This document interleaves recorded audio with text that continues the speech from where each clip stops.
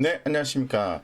최근에 철강, 강관업체, 비철금속 관련된 종목들의 움직임이 대단히 좋은 것 같습니다. 그래서 상당히 좀 많이 올라오긴 했습니다만은 산업 트렌드상으로 봤을 때는 지속적으로 관심을 가질 필요성이 있다라고 말씀을 좀 드리고 싶습니다. 그래서 최근에 관련된 종목들 올라온 이유가 보면은 이 인플레이션 환경 속에서 원자재 투자 매력도 증가에 기인한다 이렇게 좀 말씀을 드릴 수 있겠습니다. 좀 더 자세하게 대신증권에서 보고서가 나온 게 있는데요. 그걸 통해서 좀 말씀을 드릴 수 있도록 하겠습니다.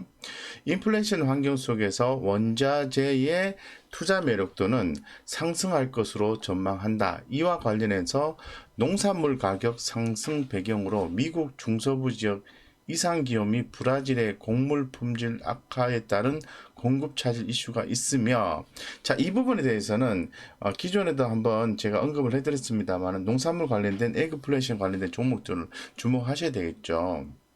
예를 들면은 뭐 농우바이오라든가 경농이라든가 아시아 종묘라든가 이런 종목들, 그리고 대주산업 이런 종목들이죠. 특히나 더 펀더멘탈 상으로 봤을 때 좀 긍정적인 종목이 대주산업 이런 종목들을 주목하셔야 되고, 미래생명 자원 이런 종목들에 대해서 주목하셔야 되고요. 뭐 그밖에 이제 제가 언급드렸던 종목들에 대해서 이제 보시면 되겠죠.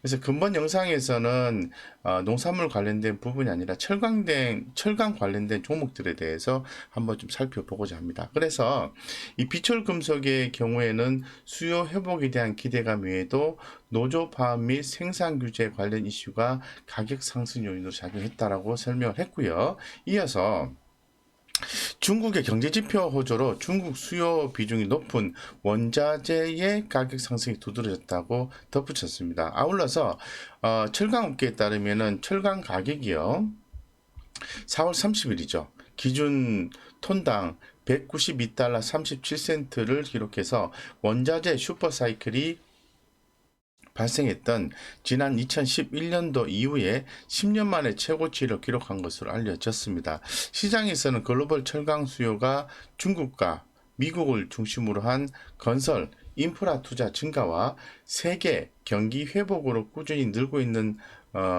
반면에 세계 최대 철강 생산 국가인 중국의 감산 조치, 이 감산 조치는 왜 나왔냐면은 탄소 중립 선언을 했기 때문에 그렇습니다. 그래서 중국의 이제 감산 조치로 인해서 공급은 수요를 못 따라오고 있습니다. 이로 인해서 철강 가격이 상승한다 이렇게 말씀을 드릴 수 있습니다. 그래서 그러면은 대략 어떤 종목들이 주목이 되느냐 이렇게 한번 고민을 해보면은 당연히 철강이겠죠.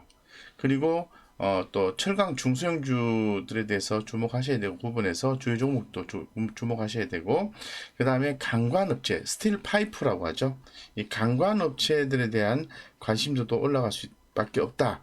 이렇게 좀 말씀드리고, 그리고 이제 비철 금속, 니켈 이런 부분도 있지 않습니까? 구리 이런 비철 금속들에 대해서도 여전히 관심을 가지셔야 된다. 이렇게 말씀을 드릴게요. 자, 그래서 아무래도 뭐 철강하면 주요 업체를 봐야 되겠죠. 뭐 상당히 많이 있습니다만은 뭐 잘 아시는 것처럼 뭐 포스코, 동국제강, 현대제철, 그리고 포스코 강판, 세아제강, 뭐 기존에 계속해서 뭐 세아베스트 이런 종목 계속 주목을 하자고 좀 말씀을 드렸던 종목들이에요. 그래서 가장 대표성을 띠는 뭐 종목을 몇 개를 한번 살펴보시도록 하겠습니다. 자, 포스코 같은 경우에는 이제 5월 3일부터 공매도 재개가 되었기 때문에 이제는 공매도 비율 차트를 가지고 좀 차트 설명을 하는 걸로 좀 진행하도록 하겠습니다. 그래서 포스코 같은 경우에는 여기서 보시는 것처럼 대차 잔고가 그렇게 많이 늘어나 있지 않습니다. 최근 5월 3일과 4일 이틀 동안 공매도가 출현을 하긴 했습니다만은 대차 잔고가 그렇게 높지 않기 때문에 공매도에 의한 영향은 제한적이다라고 말씀을 드릴 수 있을 것 같고, 어쨌건 지금 그 대체 잔고 비중이 조금은 올라가 있긴 하지만은 염려할 수준은 아니다라고 말씀을 드리겠습니다. 그래서 이 포스코에 대해서는 추가적인 가격 상승을 더 예상을 해야 되는 것이 아닌가, 그런 생각 개인적으로 좀 가지고 있습니다. 자, 그 다음에 보셔야 될 것은 우리가 기존에 계속해서 말씀드렸던 뭐 세아베스트 이런 종목들 같은 경우에도 한번 봐야 되겠죠. 세아베스트 같은 경우에는 최근에 주가가 이렇게 올랐다가 가격 조정이 좀 나오고 있어요. 보시는 것처럼 대차 잔고가 이렇게 꾸준히 이렇게 증가한 모습이 연출되었고, 이렇게 공매도가 좀 출현하는 모습이 나와주고 있는데, 적절한 가격 조정 다음에는 세아베스트 같은 경우에도 지금 절대적으로 저평가 구간이기 때문에 추가적인 상승이 가능하지 않을까 개인적으로 이렇게 좀 보고 있는 그런 상황이고요. 그 다음에 이제 보셔야 되는 게 동국제강이죠. 동국제강 같은 경우에 굉장히 주가가 이제 핫하게 좀 올라왔는데, 자, 동국제강 같은 경우에도 최근에 그 대체 잔고 비중이 이렇게 조금 올라가는 모습이 이렇게 좀 포착이 좀 되고 있습니다. 그래서 대체 잔고 비중이 지금 뭐 상당히 많이 올라왔죠. 250만 주 이상 돼 있기 때문에 한번 공매도 출현이 5월 3일에도 나왔고 5월 4일에도 나왔습니다. 공매도 수량을 보시면 이렇게 체크 가능한데요. 이렇게 나왔습니다. 그래서 적절한 가격 조정이 좀 예상이 되지 않을까라고 보고 있는데, 뭐 산업 트렌드상으로 보면은 관련된 기업들에 대해서는 꾸준히 보셔야 되겠죠. 그 다음에 기존에도 계속해서 강조를 드렸던 포스코 강판 같은 경우도 한번 살펴보겠습니다. 자, 포스코 강판 같은 경우에는 뭐 대체 잔고 비중이 이렇게 높지는 않습니다. 그래서 주가가 이제 한 차례 올라오고 가격 조정이 나오면은 지속적으로 반복적으로 대응해 보는 게 좋을 것 같다 말씀드리는데, 아무래도 컬러 강판 관련해서 항균 강판, 컬러 강판 관련해서 주목받는 기업이다라고 말씀을 드리겠습니다. 이처럼 철강 주요 업체들에 대해서 관심을 당연히 가지셔야 된다 말씀을 드리고, 그 다음에 철강 중소형 업체에 대해서 관심을 또 가지셔야 되겠죠. 그래서 보면은 중소형 업체 중에서는 아무래도 최근에 좀 많이 주목이 됐던 게 니켈 관련된 종목이 더 주목을 받았습니다. 자, 니켈 하면은 어떤 종목이 생각이 나시나요? 기본적으로 세 가지는 생각이 나셔야 되거든요. 현대 BNG 스틸이라는 종목이 있습니다. 현대 BNG 스틸. 예, 그리고 현대 BNG 스틸은 대체 잔고가 늘어나 있는 상태이기 때문에 공매도 출현이 조금 더 될 수 있는 가능성이 있다라고 말씀드리고요. 그 다음에 황금 ST 같은 경우에도 대차 잔고가 좀 늘어나긴 했습니다만은 아직은 심각한 수준은 아니기 때문에 업사이드가 좀 더 나올 가능성, 이런 부분을 조심스럽게 한번 점쳐 봅니다. 자, 그 다음에 한국 선제 이런 종목들도 주목하셔야 된다고 말씀을 좀 드리겠습니다.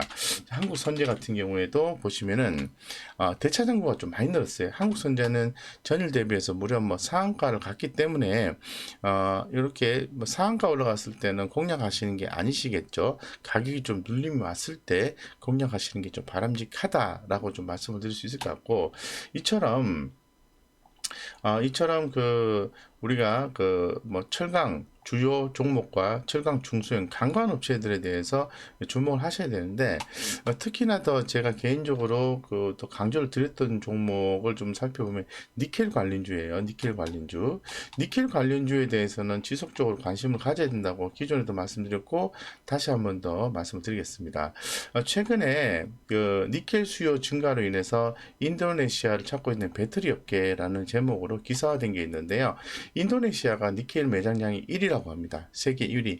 생산량도 글로벌 30% 수준을 차지하고 있고, 전기차 배터리 양극재 소재 사용자 니켈 수요가 증가하기 때문에 니켈 수요가 증가할 수밖에 없다. 그래서 니켈 가격이 1년 만에 38% 증가했는데 더 오른다고 합니다. 그런 부분들 고려했을 때 이런 비철금속 관련된 니켈 관련된 종목이 황금 ST, 그리고 한국선제, BNG 스틸인데, 이 스테인레스 열연 냉연, 판 이런 걸 제조하는 회사거든요. 그래서 한국선제도 보면은 스테인레스 강 생산 이렇게 나와 있고, 현대 BNG 스틸 같은 경우에도 현대자동차 그룹의 스테인리스 냉연 강판 제조사 이렇게 나와 있습니다.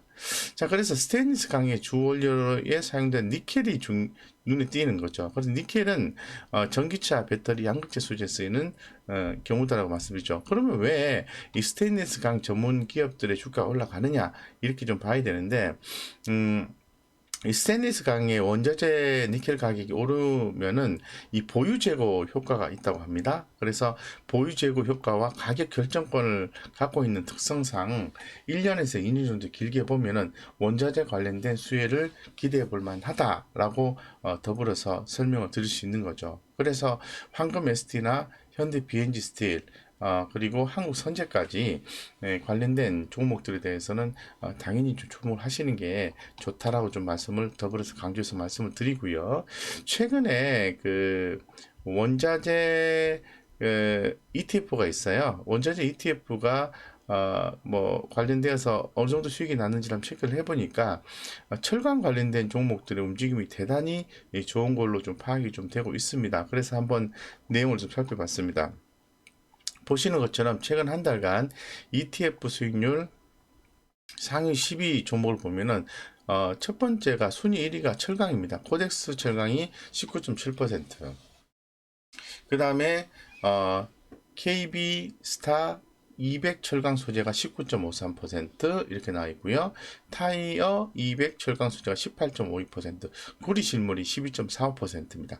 구리 선물도 11.7%, 11.17%네요. 네, 그래서 이제 팔라딘 선물 이런 것도 11.91인데 이처럼 이 비철금속 수요가 증가하는 것을 이런 부분을 통해서도 확인할 수 있다라고 말씀을 좀 드릴 수 있을 것 같고, 최근에 뭐 원자재 가격 상승이 지속되고 있는데 계속해서 지속될 거라고 시장은 보고 있는 것 같아요. 인플레이션 환경 속에서 원자재의 투자 매력도는 상승할 것이다라고 얘기를 하고 있고, 신재생 에너지의 산업 변화 이게 중요합니다.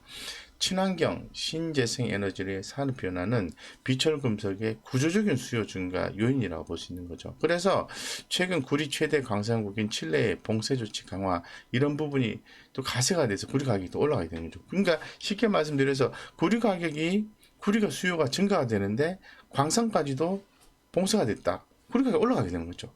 그래서 이제 풍산 이런 종목들을 당연히 또 주목해야 되는 거죠. 흐름 좀 보겠습니다. 공매도 비율 차트를 가지고 풍산의 흐름을 좀 보도록 하겠습니다.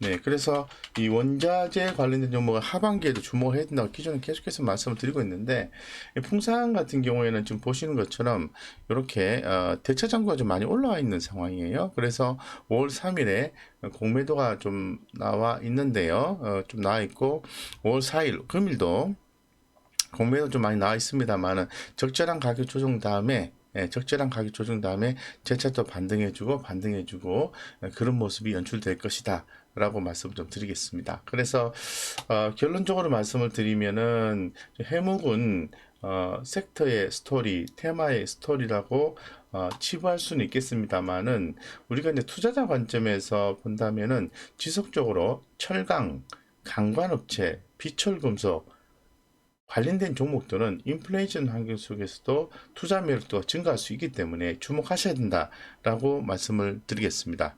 우리 구독자님들의 그 성공 투자를 기원을 드리고요. 이상 여기까지 설명드리겠습니다. 감사합니다.